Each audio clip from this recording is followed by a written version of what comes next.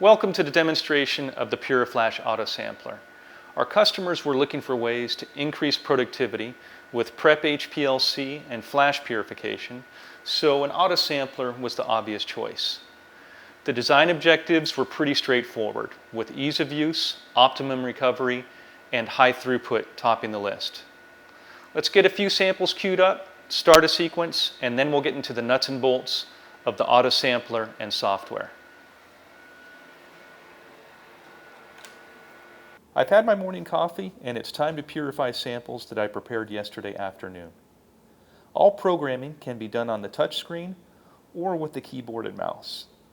The software enables the use of column switching and different methods when setting up the queue or after it has begun. To set up the first few samples, I'll use the same method in column. I'm selecting a method, assigning a sample name, sample vial number, and injection volume, then adding it to the queue. For this run, I'm injecting once per vial selected. Other possibilities include multiple cycles on the same sample vial or multiple cycles on consecutive sample vials. These values can also be changed from within the queue. Here I'm changing the injection volume from 2 to 2.5 mils. I'm ready to start, so I begin the sequence with the start button. The gray background of the chromatogram is a visual indication that the column is equilibrating.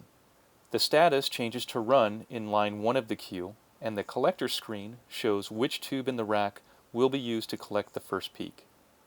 The column equilibration time is shown here and can be adjusted to any time.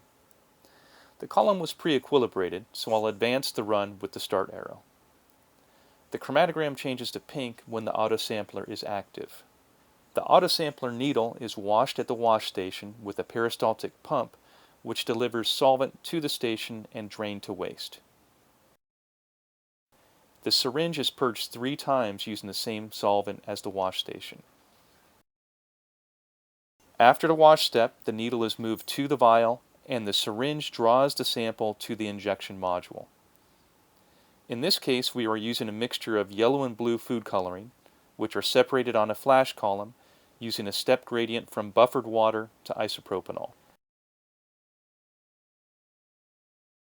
After the sample has been drawn to the injection module, the needle is washed. The needle is then moved to the beaker containing carrier solvent located on the autosampler deck. The syringe draws the sample into the sample loop.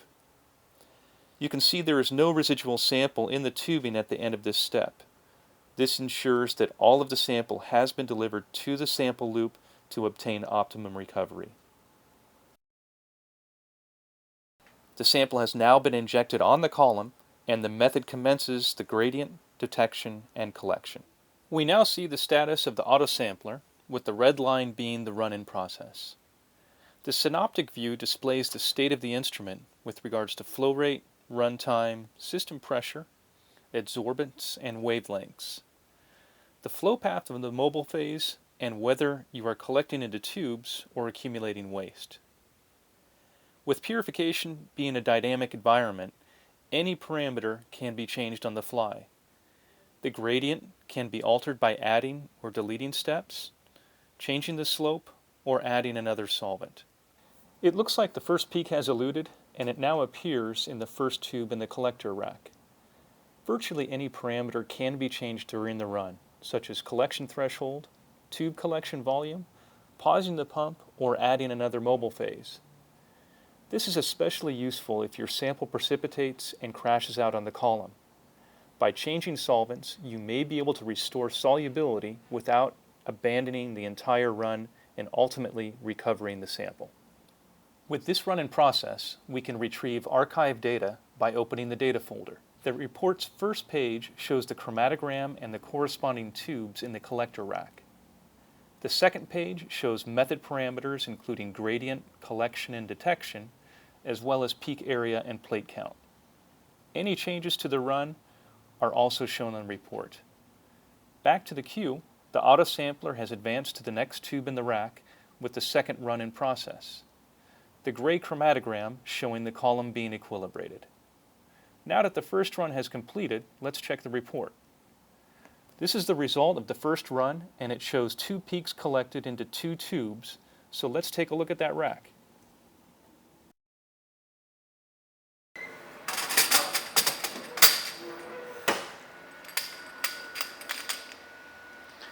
Here you go. Our blue and yellow dyes were separated, and we've completed successful purification. Our standard configuration is fairly simple. The Autosampler is integrated with our PuriFlash instrument, which can run both prep HPLC and flash columns.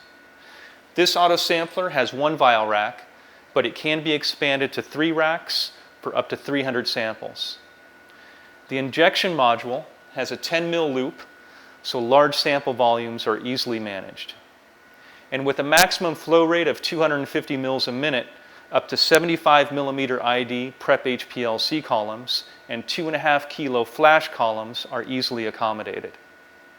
The software allows you to queue up samples very quickly and is quite versatile to accommodate different methods and column switching. A couple final notes on the Autosampler and software. The operating system is Windows, so anything you can do on a PC, you can do on a PuriFlash. And the Autosampler was designed for prep.